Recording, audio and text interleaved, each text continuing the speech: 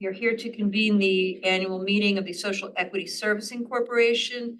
Sarah, would you confirm the attendance or absentee? Yes, thank you. We have all board members present, either in a physical location or participating remotely. The only board member absent from today's meeting is Adrian Swazerski, and the record will still reflect that. Back to you, Madam Chair. Thank you. First order of business is election of the officers. Behind tab 1, this is the annual meeting. The board must adopt a resolution designating the authorized officers of the SESC. May we have a motion? I'll move Wellington, Second. and Carol. Joan, thank you. Okay. Okay, all in favor? Aye. Any opposed? No. Any abstentions? Motion carries. Next, a motion to approve the minutes behind tab 2 that everyone's looked at. Motion. Thank you, Janice. Second, Robert. Thank you so much. All in favor? Aye. Any opposed? No. Any abstentions? No. Motion carries unanimously. On to item 3. Beryl, over to you for the SESC committee meeting. Thank you so much, Chairman Gomez. I'd like to report on the April 9th SESC committee meeting that occurred yesterday evening, also late. At this meeting, the governance committee for the subsidiary conducted an annual review of the subsidiary bylaws and the mission statement, performance measures and metrics to quantify performance goals. Neither the staff nor the governance committee is recommending any changes to the performance measures and metrics at this time. This document is subject to committee review only, which has now occurred. The staff is recommending, and the governance committee agrees, that section 4.1I of the SESC bylaws should be amended to remove the position of second vice president to the subsidiary. The SESC Governance Committee therefore recommends the amendment to the bylaws in accordance with the black line version in the board materials.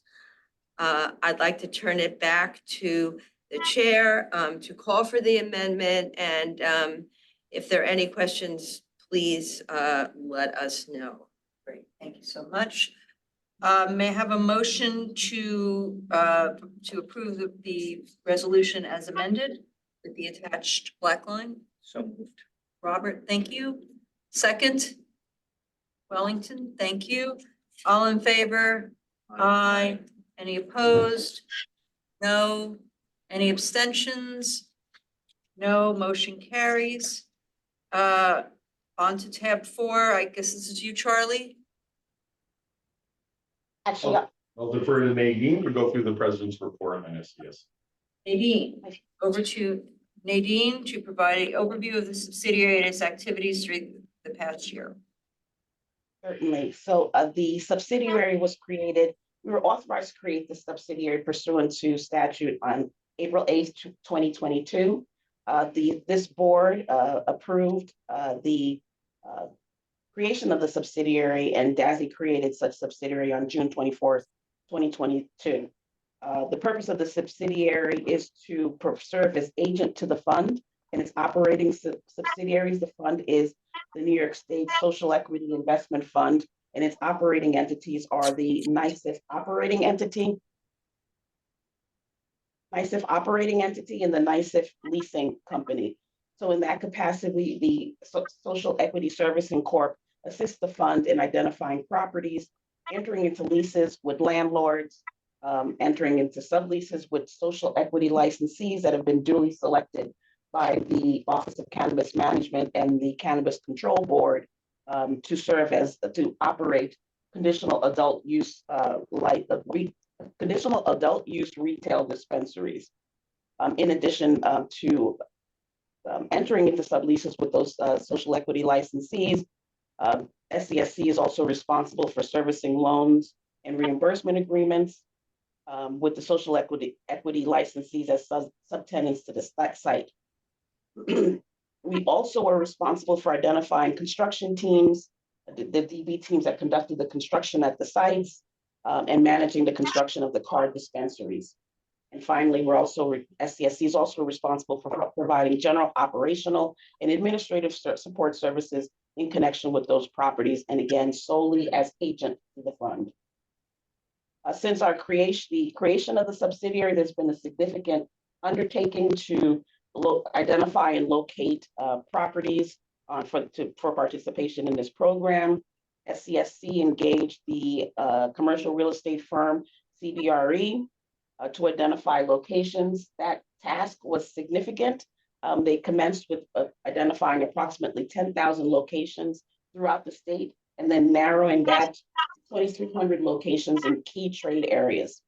That again was narrowed down to 350 properties where we began to engage in negotiations to identify properties that would be able to participate in the program.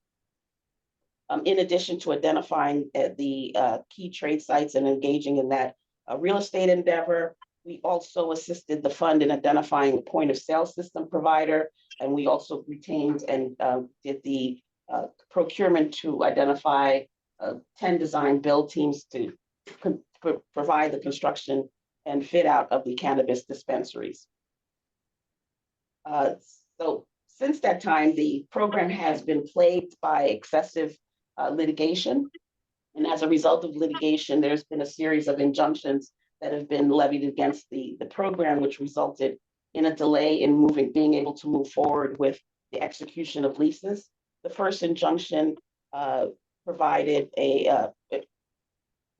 prohibited us from engaging in 5 regions: Brooklyn, Central New York, the Finger Lakes, Western New York, and Hudson Valley. The court eventually narrowed the injunction to just the Finger Lakes, but during that time, that had significant impediments from our being able to move forward. So the number of sites that were available began to reduce. Landlords were concerned about committing to participate in the program, given the news coverage that was advanced with respect to the program.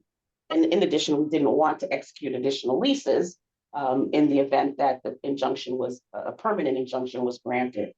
So as a result, the number of sites that of the 250 reduced significantly.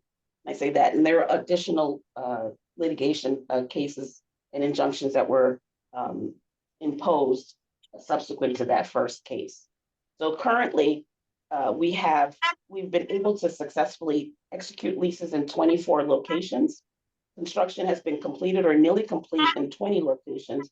There are 10 sites that are currently open and operating, and we expect 10 additional sites to be open this spring or early summer. And as part of the program, we'll be issuing reimbursement loan documents to licensees to cover the cost of construction and any additional reimbursement fees for each site. And again, the documents are executed between the fund operating entities and the licensees. DASNY DASNY subsidiary SCSC serves as the agent to the fund in all of these documents that are executed. And that concludes my report. If anyone has any questions. Questions from board members? Okay. It's the benefit of going last. Okay. If we have nothing further, could we have a motion to adjourn? I'll move. Farrell, thank you. Wellington, second. All in favor? Aye. Any opposed? No. Any abstentions? No. We are adjourned. And another reminder, the June meeting is off a day, so make sure your calendars are updated. Thank you, Jerry. I'm sorry. Chloe, you get me, I'm good.